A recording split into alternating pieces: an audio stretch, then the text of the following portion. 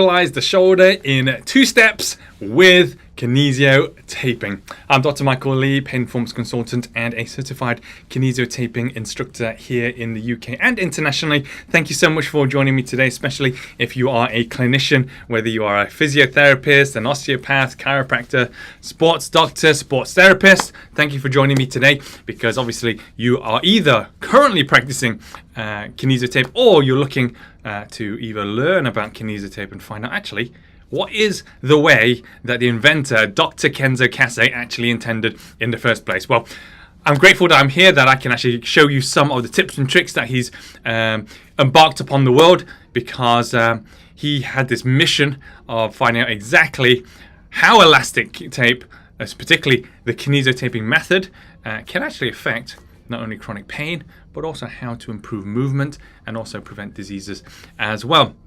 So if you're a practitioner and you're actually thinking, oh yeah, I've got lots of patients who've got shoulder pains and sometimes it's really unstable.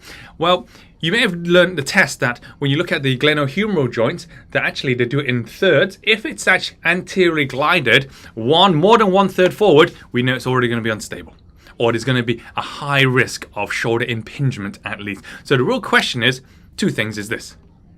1, how did it get there?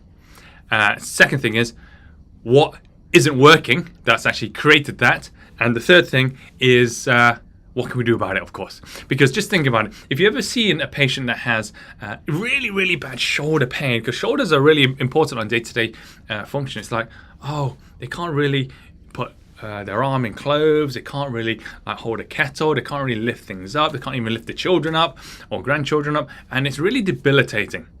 And then they come to you as a clinician and they're thinking, okay, what can you do for my shoulder? Of course, there's lots of different things where you can mobilize it, trigger point, you can do all these different these treatments.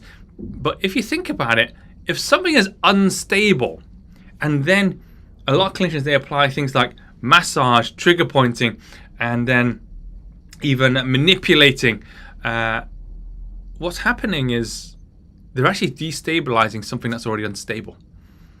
So we need to actually really look at the big picture and think it's unstable for a reason. And if we don't know why it's unstable, well, we can't really help them stabilize it either. So this is why it's so important to find out why is it unstable, and also ultimately what can we do with Kinesio Tape to help restabilize the area. Because if you're a clinician and you're not thinking about, oh, I'm just thinking about what's tight.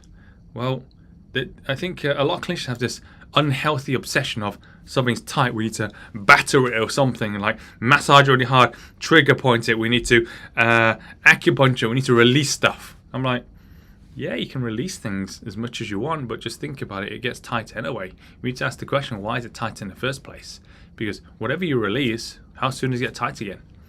Pretty quickly, right? So we need to think about, if something's tight, it usually means because something else isn't working, and question mark, could that be what's causing the instability in someone's shoulder? So 3 things I was going to say that we need to address, but there's a 2-step process in terms of what we can do with Kinesio. So first thing is, yes, we need to address the proprioception. So actually, does the patient have the perception of knowing where the humerus is, where the shoulder is, especially when something's unstable? That's the first question. Second thing is it mechanically unstable? So is it anteriorly gliding forwards that could cause impingement? And the third thing is, what's weak? What's not working?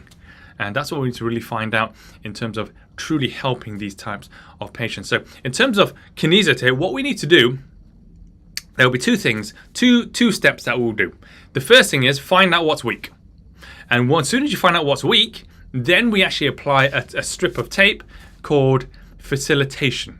It's a facilitation technique. So in terms of how facilitation works, is that there's a specific amount of tension that encourages facilitation for the muscle to contract, but also the right direction, or the right direction of the recoil, will also encourage that muscle to work even if it isn't working. Because just think, if something isn't actually working very well, there's going to be a neurological component too. So we're actually getting all these nerves and these receptors working normally to get that muscle working. So just think about it. If now a muscle is now working, and if it wasn't working before, have we increased stability, yes or no? Yes, of course we have. So that's the first step. We must get whatever isn't working, working. Can we all agree with that? Yes? Great. So once we get that working, the second step is, if someone's shoulder has been in the wrong position for a long period of time, yes, it can cause structural changes. Yes, it can cause structural damage even. So we need to actually think about how can we reposition the joint. And the best way of reposition is that we'll use with Kinesio Tape is something called mechanical correction. And what mechanical correction is that it actually helps reposition the joint without, the key word here is without forcing the joint into its position. It actually encourages the joint to fall back into its normal position through normal movement when we apply the tape in a very specific way. Mechanical correction is a more difficult application, but we do actually teach these on our live events. As I hope you can appreciate, although I'm giving you lots of value and lots of information here about how Kinesio Tape can help, it's really difficult, particularly through COVID, to teach virtually, especially when it's a very practical application or practical skill. Because this is one thing that we do on the live events, is that as the instructor, we go around making sure your hands are in the right place, with the right tension, with the right direction, and then you finish the application so it stays on without any extra glue, or even it reduces the risk of the tape coming off when the patient is doing their day-to-day things. So I hope you found today really helpful. If you've got any questions, put them in the comments, because we're more than happy to help you, particularly if you want to really get out of the bad habits of what a lot of clinicians are actually doing. That's why I would always say, be the expert. Don't do what everyone else is doing, because what everyone's doing, those are the areas that everyone fails as well, right? Do the things that others are not doing so that you can be positioned as an expert, so then actually patients will always go to you.